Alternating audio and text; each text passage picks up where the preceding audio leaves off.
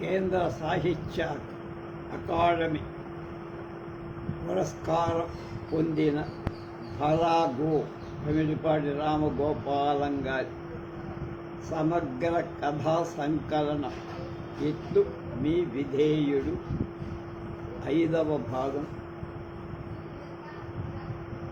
13/8/20 పనికిరాని కథ. రేడియోలో టైం చెప్పాడు, లోమా టైం అంటూ. సరిగ్గా ఆ టైంకి తలకి అది ఆసుకుంటే తెల్ల వెంట్రుకలు నల్లగా ఉన్నట్టు అనిపిస్తాయి. రోజు మావిడ నన్ను నిద్ర లేపే టైం ఉంది, లేవండి టైం అయింది అని వీరునంత గోముగా పలకరించే గుడ్ మార్నింగ్ టైం అది. నేను మొహం కడుక్కోకపోయినా నా పక్క దగ్గరికి మా ఆవిడ కాఫీ తెచ్చి ఇచ్చే టైం. నేను బద్ధకంగా అట్టించుతూ ఒత్తి ఇరిగితే ఊడిపోయినండి ఊడిపోక నా నెత్తి మీద మిగిలిన వెంట్రుకల్ని మావిడ ఒకసారి అట్టించిటు కడియబెట్టి, అబ్బే రోజు రోజుకి చిన్నవాడైపోతున్నారు, లేస్తారా కాఫీ పట్టుకు పొమ్మంటారా అనేసే టైం అది. కాఫీ వెనక్కి పట్టుకుపోతే మళ్ళా ఎప్పుడు వస్తుంది? అబ్బో చెప్పలే. మోహం కడగాలి, గడ్డం గీయాలి, మేడ దిగి ల్యాబొరేటరీకి వెళ్ళాలి, అట్నుంచి వచ్చి స్నానం చేయాలి, అప్పుడు వస్తుందా కాఫీ. కనుక తెచ్చిన కాఫీ వెనక్కి వెళ్ళనివ్వకూడదు. ఎంచేతంటే వాడెవడో సామెత చేశాడు కూడా, between the cup and the lip there may be many a slip అని. కాఫీ తాగుతున్నా తాను కలయబెట్టిన నా జుట్టు వైపు చూస్తోంది మా ఆవిడ. తన మనసులో ఏం ఆలోచనలు కలయబెడుతున్నాయో మరి తెలియదు. ఏమండి అని ప్రశ్నార్థకంగా పలకరించింది. చెప్పు అన్నట్టు కప్పు అంచు మించి చూశాను. జుట్టుకి రంగేయించుకోరాదు గండి, రాదు తండి అని. ఎందుకేమిటి పండిపోతున్నది రోజు రోజుకి గుప్పెడేసి చూపాను. పండితే పండనివే. అలా కాదు, నేను ఎందుకు చెప్తున్నానో కొంచెం ఆలోచించు. ఓదు గొడవ అంటూ కప్పు చేతిలో పెట్టేసి పారిపోయింది. హాల్లోని నిలువుటద్దం హల్లో అంటూ how are you old boy అన్నట్టయి గబగబా దువ్వెనతో జుట్టుని మామూలు చేశారు. దువ్వేసుకుంటే కొంచెం నల్లగా కనిపిస్తుంది, అక్కడక్కడ పర్వాలేదో అనిపిస్తుంది. జుట్టుకి రంగేసుకోవాలేమో అన్న భయం తగ్గిపోతుంది. టైం అయింది అని కేకేశాయి. ఇప్పుడే కదండి రేడియోలో చెప్పాడు అంటుంది వచ్చింది మావిడ. ఏం చెప్పాడు? తలకదేదో నూనె రాసుకునే టైం అయిందట అని తన ఐడియాని మరోమారు బలపరుచుకునే ధోరణిలో చెప్పు. నేను ఖాతా చెయ్యను. 8 అయిపోయిందన్నమాట. అరగంటలో బయలుదేరితే కానీ బండి అందదు. టిఫిన్ తయారైందని బెదవాడ హైదరాబాదు వెళ్ళాలి. 8:55కి రైలు. రాజమండ్రి చేరేసరికి 2. మా బావమర్దికి రాజమండ్రి రైల్వే స్టేషన్ గుమాస్తా బండికి వచ్చి కలవమని 3 రోజుల నాడే ఉత్తరం రాశా. రైల్వే స్టేషన్లో గుమాస్తా బండికి వచ్చి కలవమని 3 రోజుల కిందే ఉత్తరం రాశా. వస్తాడు. తెరిచుంచిన పుస్తకాలు, న్యూస్ పేపర్లని సర్దుకున్న కార్నర్ సీట్లో పరుచుకున్న దుప్పటిలాగా నలిగిపోతే అటో మాటు ఇటో మాట చేసి దులిపి సరిచేశారు. స్టేషన్లో బండి ఆగుతోంది. మా బావమర్ది ప్లాట్ఫారం మీద నుంచొని నా కోసం బండంతా వెతుకుతూ ఉంటాడు.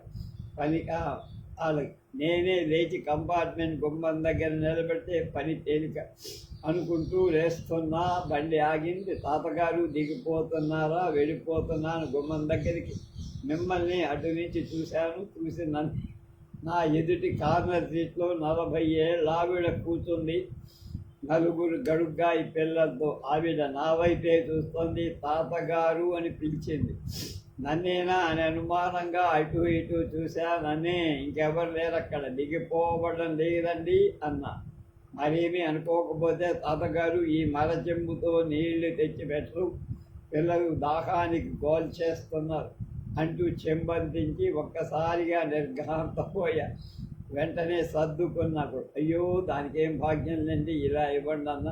చెంబందుకున్న క్షణంలో నా ఆవిడ మీద వాత్సల్యం లాంటిది కలిగితే బాగుంటుంది అనిపించింది. వీలేనా తల్లి, ఈ వృద్ధుడి నీ కామత్తం సాయంగా అండగా ఉంటే గండమ్మ నువ్వు నిశ్చింతగా ఉండు తల్లి అని ఆమెను పొదివి పట్టుకొని వీపు నెమిది చెప్పగలిగితే ఎంత బాగుంది. కానీ అలా జరగల. నాకు 35 ఏళ్ళు వస్తోంది, తల పండిపోతోంది. అది చూసి ఆమె 40 ఏళ్ళు దాటాయనుకోవచ్చు. కానీ 40 ఏళ్ళ ఆవిడ తాతగారు అని పిలవాల్సినంత వార్ధక్యం నాలో ఏం లేదు. పంతులు పండుతున్నది తలొక్కటి. చర్మం మీద నున్నదనం, అవయవాల్లో దారుఢ్యం, కంఠస్వరంలో స్పష్టత ఇవేవి గమనించకుండా ఉన్నదా ఆవిడ? పోనీ నా వేషం చూడదా? డార్క్ కలర్ పెనామా ప్యాంట్ దొడుక్కున్నా, దాని మీద 150 పాళ్ళు బనీన్ కప్పించేట్టుగా 100 పాళ్ళు టెర్లిన్ చొక్కా తొడుక్కున్నా, అప్ టు డేట్ మోడల్ నల్ల డైల్ వాచ్, రెస్ట్ వాచ్ ధరించా. కుడి చేతికి అది చూడలేదా? నేను చదివే పుస్తకాలు కూడా చూడలేదా? భగవద్గీతలు కాదు, బ్రహ్మసూత్రాలు కాదు, ఉపనిషత్తులు కాదు, ఉపన్యాసం వేదాంతాలు. మామూలుగా యువతీ యువకులు చదువుకునే రంగురంగుల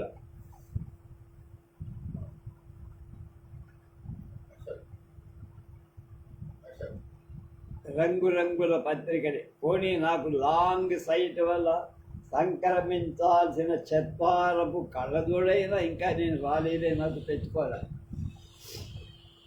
ఇన్నిటిదాకా నేను తాతగారిని కానని స్పష్టంగా కనపడుతుంటే, కేవలం జుట్టు చూసి అదేదో ఆత్మ సౌందర్యం గమనించినట్లు నన్ను తాతగారు అని పిలిచిందంటే తనకి నా మీద ఉన్న గౌరవాన్ని తెలియజేయటం లక్ష్యంగా పెట్టుకుందనుకోరా, లేక మరచెంపుకోకుండా జాగ్రత్త పడుతుందని అనుకోరా. బెదవాడలో పుస్తకాల పబ్లిషర్ శాస్త్రి గారు స్టేషన్కి వచ్చారు. సాధారణంగా స్వాగతం ఇస్తూ నన్ను స్టేషన్ నుంచి టౌన్లోకి రవాణా చేశారు. నేను ఆఫీస్ పని మీద వచ్చానని సాయంత్రం షాపుకి వచ్చి కలుస్తానని చెప్పారు. వాళ్ళ పుస్తకాల షాపుకి వెనకాల ఉండే గదిలో నాకన్నిటికీ వసతిగా ఉంటుందని అక్కడే ఉండమని అన్నాడు. ఎందుకు లెద్దురు, మీకు లేనిపోని శ్రమ, మా భుజన గారింట్లో ఉంటానన్న. అదే కుదరదు సార్, రాక వస్తారు. ఏవో కథలు కాకరకాయలు మనం మాట్లాడుకోవాల్సిన చాలా ఉంటాయి. మీరు మా షాపు వెనకాల గదిలో ఉండాల్సిందే. భోజనానికి చుట్టపు చూపును కావాలంటే మీ వదిన గారింటికి వెళ్ళొచ్చులేండి అన్నారు. మర్నాడు పగలంతా ఆఫీస్ పని చూసుకొని పెందరాళ్ళే మా వదిన గారింట్లో భోంచేసి రాత్రి 8 గంటలు అవుతుండగా శాస్త్రి గారి పుస్తకాల షాప్కి చేరారు. ఆయన నీలకంఠం గారు, అమలాపురం అని ఒక ఆయన్ని పరిచయం చేశారు.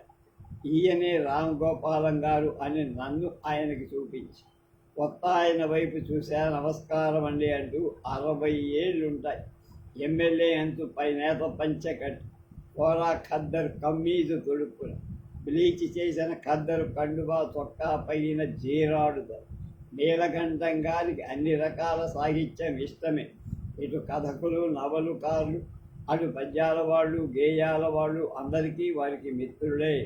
నాటక రచన మీద, స్టేజీ నటన మీద అభిరుచి, స్వయాన నటులు కూడా అన్నారు. చాలా సంతోషం అండి మిమ్మల్ని కలుసుకున్నందుకు అన్న. కాసేపు అది ఇది మాట్లాడుకున్నాం. ఓ 30 ఏళ్ల సాహిత్యం మా మధ్య తెరలుగా దొల్లిపోయి. నేను చిన్నప్పుడు చదివిన పాత పుస్తకాలు, మా నాన్నగారు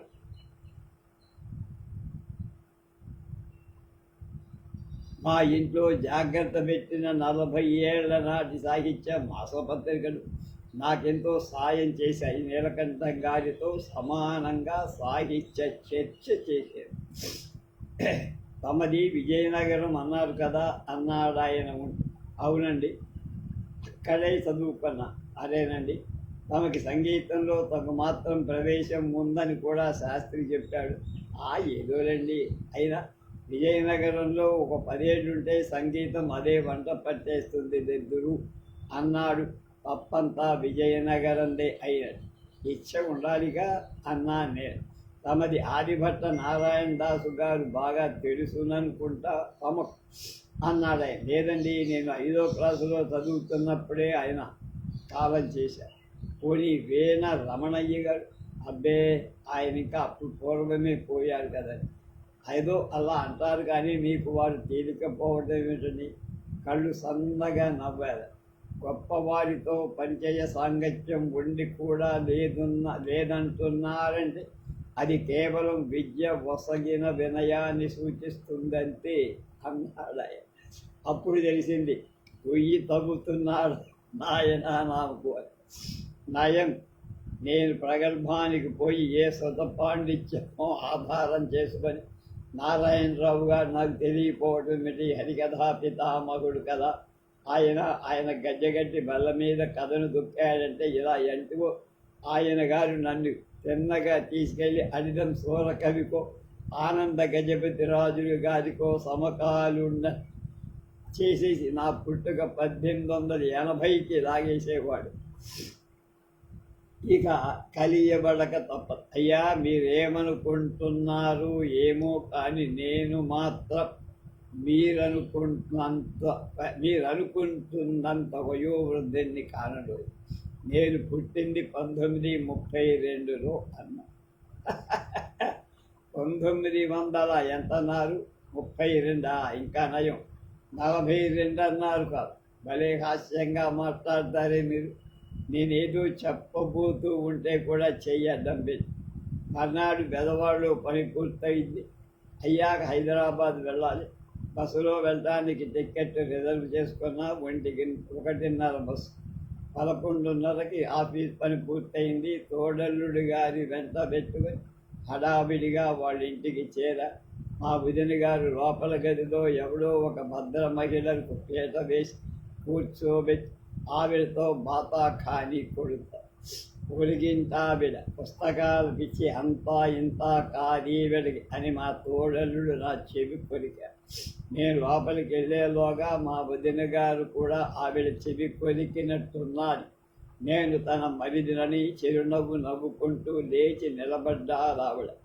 మీరు మీ మరిది గారంటే మీ సత్యభామ ఇచ్చారా అన్నదావిడ చిన్న గొంతుకు. ఆయనే అన్నట్టు చెప్పడం మర్చిపోయా. ఈయన మా ఆయన పనిచేసే డిపార్ట్మెంట్లోనే ఆఫీసర్ అంది మా వదినక. అలాగా అండి. ఆ తర్వాత కథలు రాసే రామగోపాలం కూడా ఈయనేనండోయ్ అంది. అయ్యో బాబోయ్ అందావిడ. మీరు రాసినవి చాలా చదివానండోయ్. ఇంతలో మా తోడెల్లడు గారు కలగ చేసుకొని అర్జెంటుగా ఆయనకు భోజనం పెట్టు, అవతల బస్సుకు టైం అయిపోతోందని మా వదిన ముఖం మీద 4 చిటికలు వేశారు. లేకపోతే అప్పటికప్పుడు నాతో అభినందన సభ తయారైపోయి ఉండేది. వెళ్ళొస్తాను సుబ్బలక్ష్మి గారు అని. సరే కానీ చిన్నమాట అలా వస్తారు అంటూ ఆవిడ బయటికి దారి. 1 నిమిషంలోనే కాళ్ళు చేతులు ముఖం కడిగేసుకొని భోజనానికి నా ఆలస్యం లేకుండా తయారై. ఇంతలో మా వదిన గారు పళ్ళన్నీ కనబడేట్టు నవ్వుకుంటూ వచ్చింది వంటింట్లో. ఏంటి కులాసా అన్న. కులాసే మరి. ఇటు సంపాదన అటు కీర్తి అన్నిటికీ మించి గౌరవం ఎన్ని ఉన్న భాగ్యవంతుడి వయ్యావయ్యా నువ్వు. కులాసా కాదు మరి అన్నది మా వదినగా. ఆవిడెవరో బయటికి పిలిచి చెబితేనే కానీ నీకు గుర్తు రాలేదా? గట్టు రాలేదులా ఉంది నా భాగ్యమంతా అన్నాను నేను. అంతే అని ఇంకా నవ్వుకుంటూ సంభాషణ మా తోడడులు గారితో సాగించింది మా వదినగా. మా సత్యకి మా మాణిక్యమ్మ గారి తమ్ముడికి చేసుకుంటారేమోనని పెళ్లి చూపలకి పిలుచుకొచ్చేను. మీకు గుర్తుందా? తాడేపల్లి గూడలో. అదేమో నా జ్ఞాపకం లేదు. మీ అక్క చెల్లెళ్ళకి వచ్చినని సంబంధాలు ప్రపంచం మీద ఎవరికి వచ్చి ఉండవు. అవన్నీ ఎవడి జ్ఞాపకం అనేశాడు ఆయన. అప్పుడు మాణిక్యమ్మ గారి తమ్ముడు నల్లగా ఉన్నాడని మా సత్య వద్దంది. గుర్తులేదు తండ్రి. అయితే అవును కాలేవా. ఇప్పుడంతా ఎందుకు సోది. ఒక పక్క బస్సుకు అయిపోతుంది. ఆయన ఇంకా పుస్తకాల షాప్కి వెళ్ళి పెట్టే బేడా సర్దుకోవాలా. తొందరగా వడ్డించమంటుంటే అది కాదండి అంటూ వడ్డానికి ఏర్పాటు చేసుకుని అందరినీ కాదని ఈ ముసలాయనకి ఇచ్చి చేశారేమిటమ్మా పిల్లని. 2వ పిల్ల 3వ పిల్ల అని అడుగుతోందండి మాణిక్యమ్మ గారు. అది మళ్ళా నవ్వింది మా వదిన. మర్చిపోయిందేమిటే 2వ పిల్ల ఆవిడంటే అన్నది కానీ నువ్వు మళ్ళీ చెప్పడమే నోరు బై అన్నాడు మా తోడలు. నిజమే మరి. నేను తోడళ్ళన్నీ కాక ఆఫీసర్ని కూడా. మా వదిన నాతో సరదాలాడితే ఆడింది కానీ ఆయన ఎక్కడ ఆడుతూ కూర్చోగలడు. హైదరాబాద్ చేరా, సత్యప్రసాద్ ఇంట్లో దిగుతానని అతని రాశ. బస్సు దిగి ఆటో చేసుకొని చిక్కలపల్లి వెళ్ళా. సత్యప్రసాద్ ఇచ్చిన అడ్రస్ బట్టి వీధి నంబర్ని, ఇంటి అడ్రస్ వెతుక్కున్నా. దొరికింది. అతను రాసిన ఆనవాలు మెయిన్ గేట్ మీద చెక్క బోర్డు మీద, దాని మీద తెలుగు అక్షరాలతో వి సాంబమూర్తి MALT అన్న పేరు. సామాను దింపించా. ఎవరి కోసమండి అన్నాడు. ఈయంతో సత్యప్రసాద్ ఉన్నారు స్టేట్ బ్యాంకులో పని. ఆ కుర్రాడేనా? అతనేనండి. ఇక్కడే పెరటి వేపే వాట. అలా సందులోంచి వెళ్ళండి. అతని తెలుగు చూసి అతను ఎక్కడో సర్కార్ జిల్లా నుంచి వచ్చి ఉన్నవాడు అని గట్టిగా అర్థమైపోయి ముఖం కాస్త తేరిపార చూడగానే మనిషి గుర్తుకొచ్చారు. నమస్కారం మాస్టారు, నన్ను గుర్తుపట్టలేదండి అన్న. అదే ఎక్కడో చూసినట్టు జ్ఞాపకం అయ్యా. అదేంటి మాస్టారు, మీరు విజయనగరం కాలేజీలో లెక్చరర్గా పనిచేయాలా? నేను మీ దగ్గర BA చదివా. 51లో నా పేరు రామ్ గోపాలం సార్ అన్న. నువ్వటయ్యా నీ తస్సా చెక్క, ఎంత మారిపోయావు. నిన్ను చూడగానే ఎక్కడో చూసిన మొహంలా ఉందని అనుమానిస్తూనే ఉన్నానయ్యా. కానీ నా స్టూడెంట్ అనుకో. అలహాబాద్ యూనివర్సిటీలో నేను చదివినప్పుడు మా ప్రొఫెసర్ ఆయన సరిగ్గా ఇలాగే ఉండేవాడు ఆయన అన్నారు సాంబమూర్తి గారు.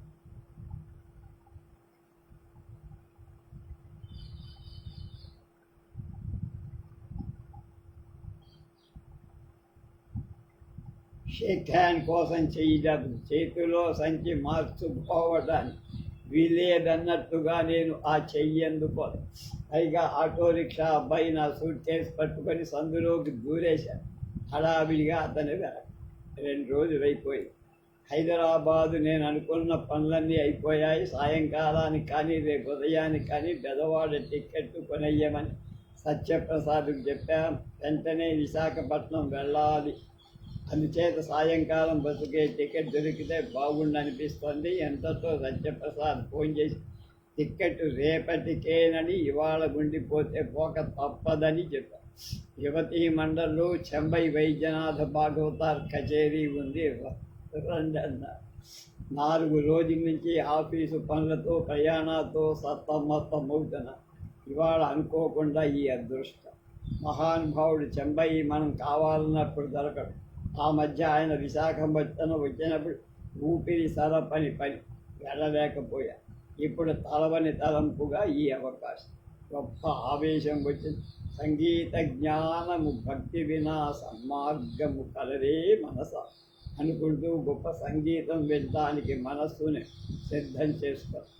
4 రోజుల నుంచి టెర్లిన్ గులెన్ బట్టల మధ్య గుర్తిపోతాను. దానికి కూడా రిలీఫ్ జరిగింది. మొహం కడుక్కున్నా, తలదువ్వుకున్నా, తలంటు పోసుకున్నానేమో. జుట్టు కుచ్చులాగా ఉంది. గొప్ప సుఖంగా ఉంది. తెలగల సీసా తీసుకొని నిలువుగా పొడుగ్గా బొట్టెట్టుకున్న గ్లాస్కో మడ్డు పంచి తీసా. ఉభయ పింజలు పోసి కట్టా. కళ్ళీ లాల్చి వేశా.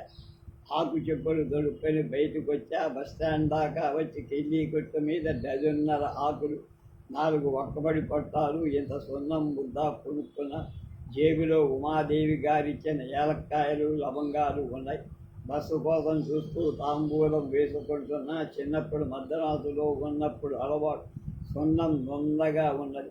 ఆకులకు పట్టించి గరుగ్గా ఉన్నది. ఎలక్ట్రిక్ పోల్కి రాస్తున్న ఒక ఆవిడ ఆ పోల్ని ఆనుకొని నిలబడ్డాది. ముచ్చటగా 3 పిల్లలు. సున్నం దెబ్బ ఎర్ర చీరకు ఎక్కడ తగులుతుందో అని దూరంగా జరుగుతూ హైదరాబాదులో ఈ వెత్తడి కిషాక్ గాడు ఎవడను, ఈ వెత్తడి పాక్ గాడు ఎవడన్నట్టు తేరిపార చూసింది. నైవైపు నేను చూసా. అనుమానం వచ్చి మరో 10 సెకండ్లు తిరిగేలోగా 12 సార్లు నమ్మకం ఏర్పడింది. గాయత్రి ఇక్కడున్నదా? గాయత్రి 3 పిల్లలు కూడా కాసేపు చూస్తున్నది. గాయత్రి ఎవరో ఇంకా గుర్తు కావరాల. నాది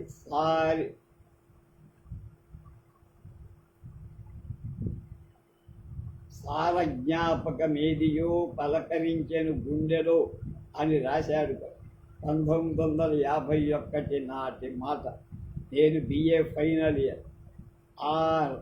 తను ఎస్ఎస్ఎల్సి.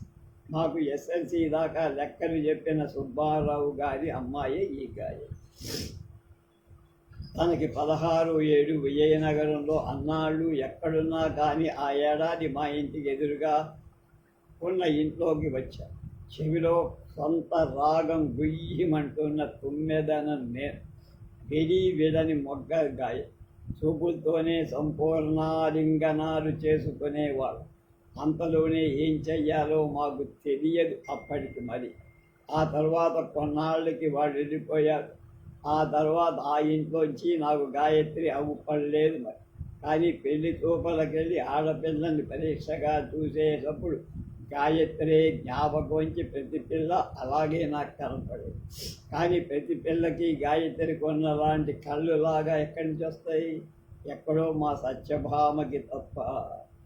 పిల్లలు నచ్చకపోయినప్పుడల్లా గాయత్రి జ్ఞాపకానికి వచ్చి ఆ మాట చెప్పడానికి మాట పడిపోయాడు. నాకు ఇప్పటి నుంచి పెళ్ళేమిటమ్మా అని తెలియజేశాడు. చివరికోసారి మా అమ్మతో అన్న, సుబ్బారావు మేస్టార్ అమ్మాయి గాయత్రి అయితే చేసుకుంటానమ్మా. మా అమ్మ భోగట్టాలు చేసి ఎక్కడుందో వెతుకుదామని. కోడలంటే బాగుంటుంది, ఎక్కడున్నాదో మరి తెలిసిందే కాదు. చివరికి ఇక్కడికి తేలిందన్నమాట. నమస్కారం అండి అంది 2 చేతులు నోటి నిండా ఆకులు చెయ్యాడించి. నీది విజయనగరం కాదండి. ఎన్నాళ్ళైపోయినా నేను పలకరించి మాట్లాడలేకపోయా. పైగా తను పలకరిస్తూ ఉంటే మాట్లాడటానికి నోటు లేకుండా ఆకులతో నిండిపోయింది. నిలువుగా తల ఆడించి ఉమ్ము తొంపర్లు కానీ పడిపోతాయేమో అనే భయంతో కొంచెం వెనక్కి తగ్గా. నీ ఇంటి పేరు భమిడిపాటి వారు కాదు, కుడి చేతి చూపుడు వేలుతో కరెక్ట్ అన్నా. నేను గాయత్రి అండి, సుబ్బారావు గారి అమ్మాయిని. మీ ఇంటికి ఎదురుగా ఉండేవాళ్ళం కొన్నాళ్ళు జ్ఞాపకం ఉన్నానా? ఓ మాట ఉమ్మి, అయ్యో ఎంత మాట అని. నీ అబ్బాయి రాంగోపాలం అని ఒకడుండ, ఇప్పుడు ఎక్కడున్నాడు? ఏదో రాయి తగినట్టు అయ్యింది. అడుగు తడబడింది. మరుగుమంటూ నవ్వొచ్చేసి, బర్కత్పురా చెంతి అని అడుగుతాడు. వాడేం చెప్తున్నాడో వినిపించుకోకుండా బస్సులో దూరేశారు. వాంతేరు స్టేషన్లో రైలు దిగేసరికి 7:15. రిక్షా మాట్లాడుకున్నా ఇంటికి చేరేసరికి 8. పని మనిషి నేను ఒకేసారి గుమ్మం దగ్గర తటస్థపడ్డా. సరే కానీ అలా సెలవులకి వెళ్ళి అప్పారావుని ఒకసారి రమ్మన్నా అని చెప్పరా అని పని మనిషికి పురాగించా. పని మనిషి వెళ్ళింది. అప్పారావు ఎందుకు అంటూ సత్యభామ ఎదురు వచ్చింది. జేబులోంచి 2 సీసాలుగా ఉన్న ఒక ప్యాకెట్ ఏమిటది? జుట్టుకు రంగేయించుకోమన్నావుగా అన్నాను, కానీ మీరు వేసుకుంటారని అనుకుంటానటండి. ఇంతకీ ఏం జరిగింది? కథే జరిగింది. ఏం కథ? పనికిరాని కథ. పనికి రాకపోవడం ఏంటి? నిజంగా జరిగిందైతే కదా. సరే, కథగా పనికిరాదన్నారు. నిజంగా జరిగింది ఏదైనా సరే కథగా పనికిరాదన్నట్ట ఆస్కార్ వైల్డ్. లోమా టైం అని అరుస్తున్నాడు రేడియో సెలోన్లోంచి. అది కథ. తర్వాత కథ పృథ్వీపతి అంటే రాజు కింద. 2 రోజులైంది. కలెక్టర్ మధుసూదన్ ఈ జిల్లాలో ఛార్జీ తీసుకొని ప్రముఖులంతా వచ్చి పరిచయాలు చేసుకోవటం అయ్యింది. ఆఫీసుకు సంబంధించిన వాళ్ళు ఒక్కొక్కళ్ళు వచ్చి దర్శనం చేసుకోవడం ఇంకా అవుతూనే ఉంది. నిన్న సాయంకాలం వెల్కమ్ పార్టీ ఫోటో, నిన్న రాత్రి ఆఫీసర్స్ క్లబ్ డిన్నర్ ఇచ్చింది. ఇవాళ నుంచి రొటీన్ వర్క్ అని కూడా మొదలుపెట్టారు. మొట్టమొదటి ఫైల్ తెరవగానే అబ్బా అని కుర్చీలో వెనక్కి చేరబడిపోయారు. అప్పుడే శిక్షలు మొదలా అని విసుగు కలిగింది అతడికి. ఎవరిని దగ్గర నుంచి పరిశీలించటానికి చూడటానికి వీల్లేదు. పరిచయం ఉన్నా పరధ్యానం నటించారు.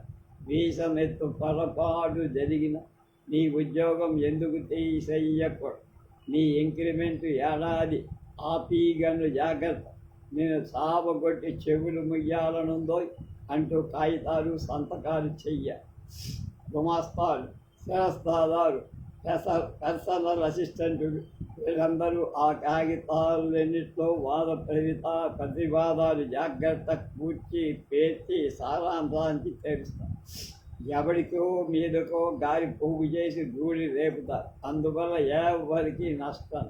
కానీ ఆఖరిని తను పొడిచే కలం పోటు మాత్రం వాడి గుండెల్లో గుణపం పోటైపోయి ఆ దెబ్బకి వాడి పెళ్ళాం పిల్లలు వీధిన పడిపోయి వీడెవడో కృష్ణమూర్తిట 4 నెలల పాటు వరుసగా వాడి పర్సనల్ రిజిస్టర్లు ఆలస్యంగా ఉటంపు చేశాడట. వాడికి 6 నెలల పాటు ఇంక్రిమెంట్ ఆపేయాలని, ఆ తడాకా సర్వీస్ అంతా ప్రతి 7 నష్టం వచ్చేటట్టుగా చెయ్యాలని ఆ ఫైల్లో గ్రంథం నడిచింది. ఈ కృష్ణమూర్తిని నేను చూడాలి అనుకున్నాడు కలెక్టర్ మధుసూదన్. ఫైలు మీద 20 రోజుల తర్వాత దీన్ని నాకు పంపండి అని రాసి పంపారు. డఫీ దాన్ని కేకేసి, ఓ 5 కృష్ణమూర్తిత నేను రమ్మన్నా అని కబురు చెప్పాను. D5 కృష్ణమూర్తిత నేను రమ్మన్నా అని కబురు పెట్టు అన్నా.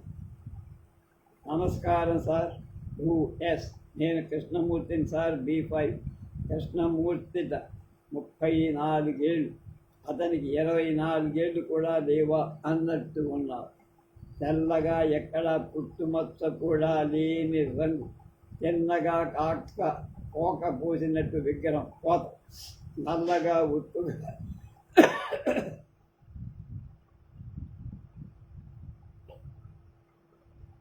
ఒత్తుగా ఉంగరాలు తిరిగిన తల, బిరుసుగా పొగరబోత్తనంతో మెరుస్తున్నది ఆ వెంట్రుకలు తల. కృష్ణమూర్తి ఆర్ కృష్ణమూర్తి కాబోలు. Familiar name. అవును, Krishna, RM Krishna. May god forbid. BSc honours చదివి ఇతగాడిక్కడ యూడీసీగా అఘోరిస్తున్నాడు. క్యుములేటివ్ ఎఫెక్ట్తో ఇంక్రిమెంట్ స్టాప్ చేయాల్సింది ఇతనికేనా? Yes, what made you come here? కబురు చేశారట. ఐసీ. ఓ నువ్వు కృష్ణమూర్తి. నీ సబ్జెక్ట్ ఏమిటి? అబ్కారీ, gun licence, municipality act. All right. ఇదిగో ఈ ఫైల్ చూసావా? దీనిలో నీ మీద రివర్షన్కి చాలినంత మెటీరియల్ ఉంది. అయినా నేను ఇప్పుడేం చేయట్లేదనుకో, ఆర్డర్ ఇవ్వట్లేదు. నీకు 20 రోజులు టైం ఇస్తాను. ఈలోగా నువ్వు బుద్ధి కలిపి జాగ్రత్తగా పని చేసుకున్నావా సరే, లేకపోతే థ్యాంక్ యూ సార్. బై నిన్ను నేను ఎక్కడైనా చూశానా? కృష్ణమూర్తి మొహాన ఎంతసేపు దాగిన చిరునవ్వు గలగల చప్పుడు చేస్తూ బయట. ఆ చప్పుడు వింటే పాత జ్ఞాపకాలు గుర్తుకొచ్చి. Familiar voice. సముద్రపు కెరటాలు బండరాళ్ల మీద కొట్టుకునేటప్పుడయ్యే చప్పుడు. కర్ర భరినలోంచి గవ్వలు సిమెంటు గచ్చు మీద ఉంపినప్పుడయ్యే చప్పుడు. ఆహ్లాదంగా ఉండకపోయినా ఏదో చిత్రంగా ఉంటాయి కొన్ని శబ్దాలు. అలాంటి వాటిలో కృష్ణమూర్తి పక్క నవ్వేటప్పుడు చప్పుడు ఆ రకంగా ఉంటుంది. అది పాత పరిచయ బుద్ధం, సందేహం లేదు.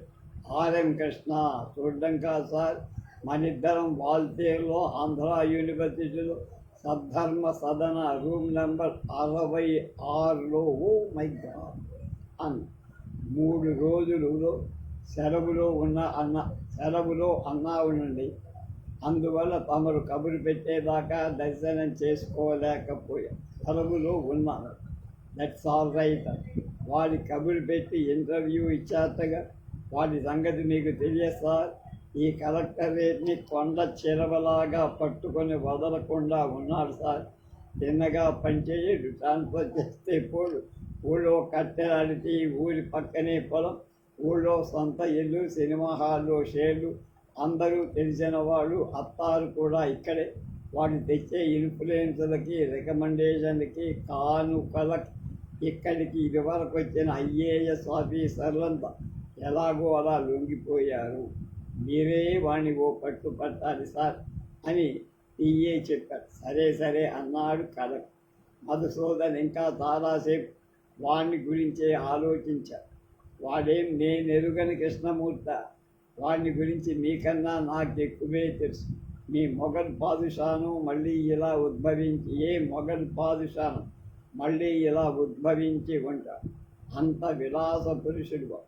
వాడికి చదువుకునేటప్పుడే వేలది పానంబు దూదంబు అంటూ చెప్పిన సప్త వ్యసనాలలో మొదటి 3 అబ్బేశాయి. వాడికి చేతికి మూతికి పారేస్తూ నన్నిలా అనుభవించలేయన్రా అనడం వాడి విద్య. మీరంతా తినే ఉంటారండి. వాడొక ఫ్రీ బర్డ్ అనుకున్నాడు మధుసూదన్. మీరొకళ్ళకైతే వాడికున్నంత స్వేచ్ఛ అనుభవించడానికి ఆ యోగ్యత ఎలా వస్తాయి? వాటితో పోలికే లేదు. మనదంతా జైల్లో జీవితంలాగా మరీ రొడెన్. అంతా యాంత్రికంగా జరగాలి. ప్రోగ్రాం ప్రకారం, టైం ప్రకారం, ఎక్కడ తేడా రాకూడదు. ఎక్కడ ఎప్పుడు ముందు వెనక 90 మంది కాపలా. వేసే ఆర్డర్స్కి, చేసే పనులకి అందరూ చెప్పగలిగినన్ని రూల్స్, సలహాలు ఉంటాయి. ఏమాత్రం పక్కకు పోయినా అంతా వింతగా చూస్తా. నాకైతే అసలు స్వేచ్ఛ అనేదే లేదు. బొంబాయిలో కస్టమ్స్ డిపార్ట్మెంట్లో ఉండేవాడిన. అప్పుడు నయం కావలసినంత స్వేచ్ఛ ఉండే. సంపాదన, విలాసం, భోగం అన్నీ ఉండే. డ్యూటీ దిగి వెళ్ళకపోతే చీకట్లోకి వెళ్ళిపోవాలి. చీకట్లో అంతా తమాషాగా ఉంది. ఎప్పటికప్పుడు కొత్తగా, థ్రిల్లింగ్గా, సుఖంగా ఎన్నో దేశాల మనుషులతో పరిచయం, స్నేహం, సంపర్కం. స్వరాష్ట్రంలో ఉండే సదుపాయం కోసం అవన్నీ వదులుకొని ఇలా వచ్చా. ఇక్కడ నేనెప్పుడు నేను కాదు.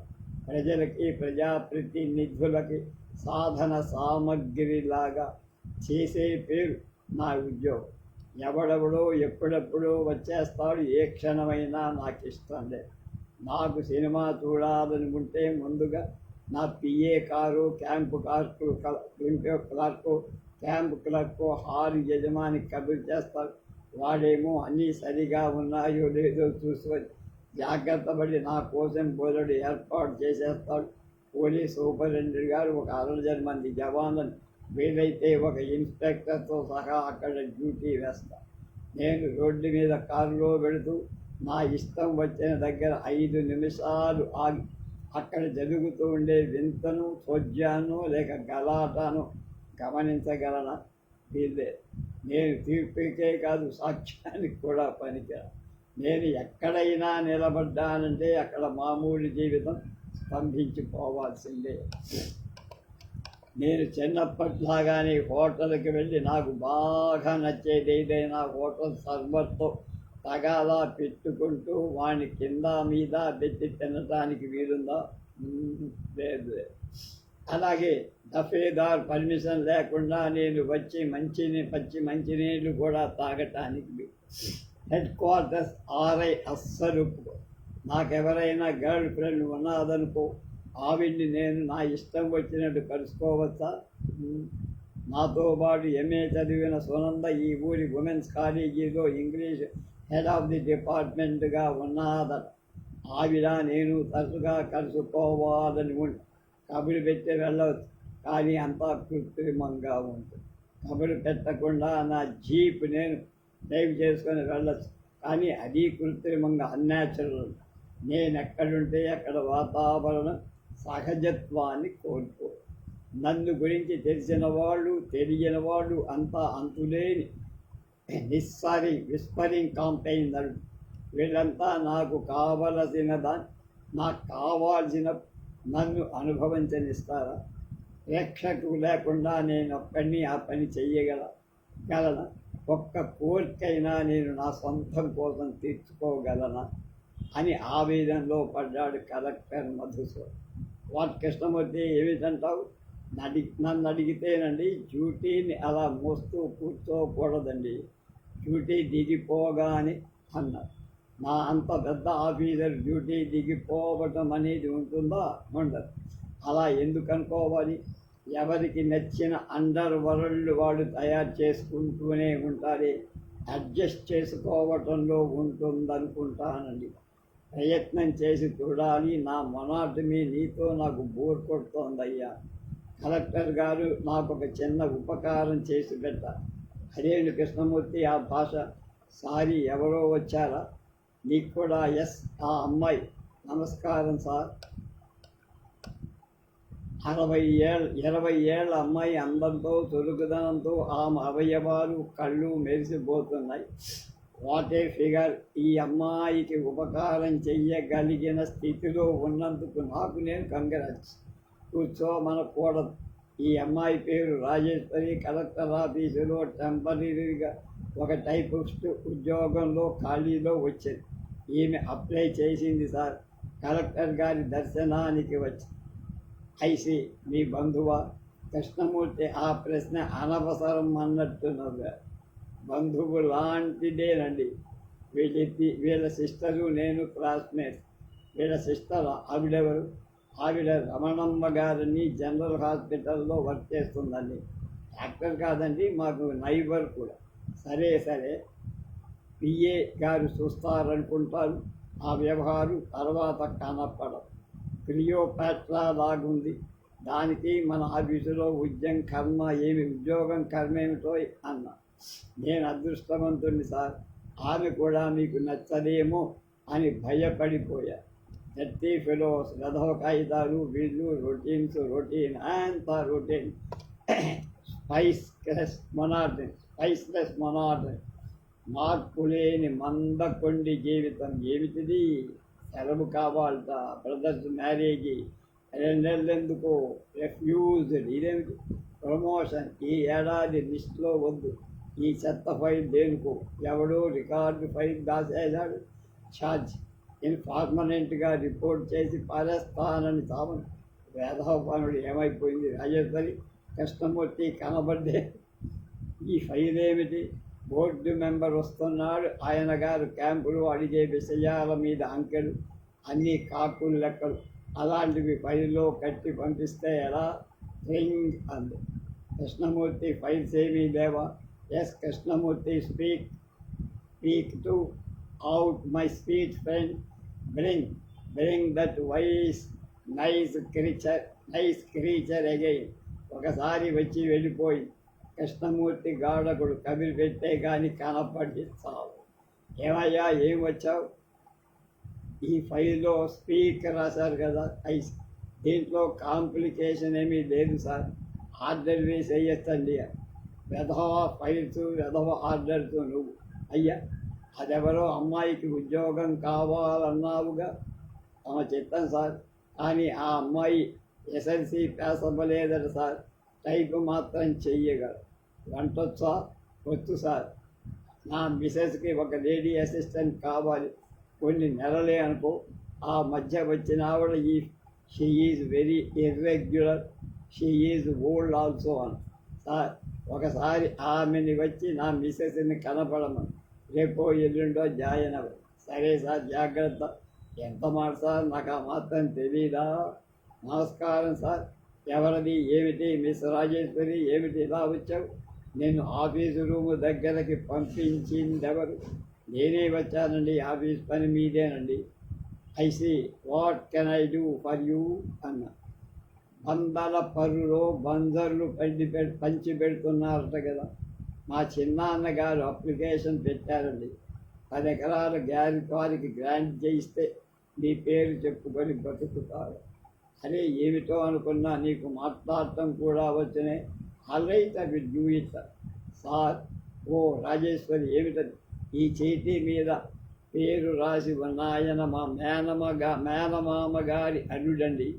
నారాయణపేట తాలూకా ఆఫీసులో 8 ఏళ్ల బట్టి మగ్గిపోతున్నాడండి. ఈ ఊరికి ట్రాన్స్ఫర్ చేయించమని ప్రాణం తీసేస్తున్నాడు. అంటే నువ్వు ఇలాంటి పనులు చేసి పెట్టగలవని అతనికి బాగా తెలిసిందే. ఎంత మాట అన్నారని సార్? నేను కలెక్టర్ గారి వంట మనిషినని ఎవరికీ తెలియదంటారా సార్?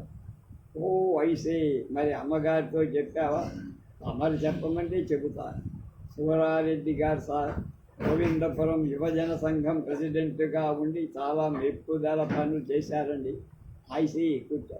ప్రస్తుతం వారు తమ దర్శనానికి ఒక పని మీద వచ్చారండి. Go head. కొత్త సిమెంట్ ఫ్యాక్టరీ విషయమై గవర్నమెంట్ రిపోర్ట్ పోతుందట కదండి, దానికి సహితిగా ఈయన భూమిని రికమెండ్ చెయ్యమని తవన్ని కోరటానికి వచ్చి గట్టిగా చెప్పలేను మిస్ రాజేశ్వరి, కింద నుంచి రిపోర్ట్లన్నీ ఎలా వచ్చాయో చూడ. తమరు దయ తెలిసే కింద వారిని ఆకట్టుకోవడం ఎంతసేపు అండి. సరే చూద్దాం, వెళ్ళండి. వెళ్ళాడండి. ఇటు చూడు మిస్ రాజేశ్వరి, ఈ వచ్చిన పెద్ద మనిషి సూరారెడ్డి అండి. అది చెప్పావు, నీకు ఎలా పరిచయం కూడా లేదన్నమాట. ఉందండి. ఎలా? మా అక్కకి పొలం ఉందని, అది అతనే చేస్తున్నాడు. నువ్వు నీతో పాటు మీ అక్క ఈవిడితో ఆవిడ భూమి చేసే సూరారెడ్డి ఇంతమంది నా అడ్మినిస్ట్రేషన్లోకి రావడం బాగా. నీకు ఇదివరకే 4-5 సార్లు చెప్పు, ఈ ఒక్కటి చేసి పెట్టండి అయ్యగారు, ఇంకా అడగవని ఎలా గ్యారంటీ? అడగనండి. అయితే ఇదే ఎందుకు మానయ్యరాదు? చెప్పాలా సార్? చెప్పు. అక్క ఈయన దగ్గర 1000 రూపాయలు అప్పు తీసుకొని నగ చేయించుకుందండి. తొందర చేస్తారు. ఈ పని చేయించి పెడితే ఆ 1000 అడగటం మానేస్తారు, అంతేగా అయ్యా. సో అంచేత తప్పుడు పనులు చేయించటానికి మీరు లంచాలు కూడా తీసుకుంటారని. అంతంత మాటలు అంటే నేను చేసేది ఏంటండి? నో, నేను ఇలాంటి పనులు చెయ్యను, నువ్వు వెళ్ళి. ఇంటికి వెళ్ళిపోతున్నానండి అమ్మగారికి చెప్పేసి అని. You pitch. కలం కింద పడి విరిగి సిరా నేల మీద అసహ్యంగా మరకగా. Hello collector speaking. ఎవరు? పిఏ గారా? నమస్కారం. ఎవరు? యూడీసీ కృష్ణమూర్తినా? అరెస్ట్ చేశారా? Nonsense. వారెంట్ ఉంది కాబోలు. ఐసీ జామీన్ ఎవరైనా ఉంటే వాళ్ళే వచ్చి విడుదల చేయించుకుంటాం. మనం ఇంటర్ఫియర్ కానక్కర్లేదేమో. పోలీస్ సూపరింటెండెంట్ అనుకున్నారా? రిడిక్యులస్. నేనా? Out of all people. ఏమిటి ఈ ఇన్వెస్టిగేషన్? స్మగ్లింగ్ ఆఫ్ వైన్తో ఇతనికి సంబంధం ఉందా? చాలా ఆశ్చర్యంగా ఉంది. Thank you.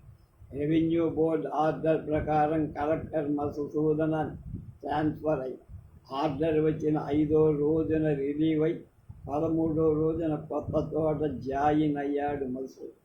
నేను జామీను మీద విడుదలయ్యాను సార్. ఎంక్వైరీ వస్తే నా ఉద్యోగం పోతుంది, పోనివ్వరు. నాకేదో దేవుడిచ్చింది ఎంత ఉంది, అదే చాలు. కానీ ఆ సిబిఐ వాళ్ళు దేవాంతకులు సార్. వాళ్ళ నోళ్లు మొయ్యటానికి బ్రహ్మాండం బద్దలైపోతుంది సార్. వాడు ప్రతి ఇష్యూలో మిమ్మల్ని నాతో పాటు మిక్సప్ చేస్తున్నారు. నీ అండ చూసుకొని నేను విజృంభించేనని వాళ్ళ రికార్డ్. దఫేదార్ని, ప్యూన్స్ని అందరినీ ఎంక్వైరీ చేశారు. ఎంతమందిని లోయి మూయించడం సార్, చచ్చిపోయాను. ఓ వెరీ సార్. మీ పైన ఈ రాజేశ్వరి ఎఫ్ఐఆర్ రుజువు కాలేదు రండి. మీ పైన కాలేదు రండి. అది ప్రూఫ్ అయితే ఆవిడ ద్వారా కొన్ని అట్రాసిటీస్ జరిగాయని ఛార్జీ వచ్చేది. ఎలాగైనా కొన్ని అదే బంజర్ల పంపకం, స్టాఫ్ పనిష్మెంటు, ట్రాన్స్ఫర్లు, కొన్ని పితూరీలు గవర్నమెంట్కు పోయాయి సార్. మీకు తెలుసో లేదు, ఐసీ తెలియదు. కానీ ఏం పర్వాలేదు సార్. సూరారెడ్డికి మీరు బోలెడు హెల్ప్ చేశారు.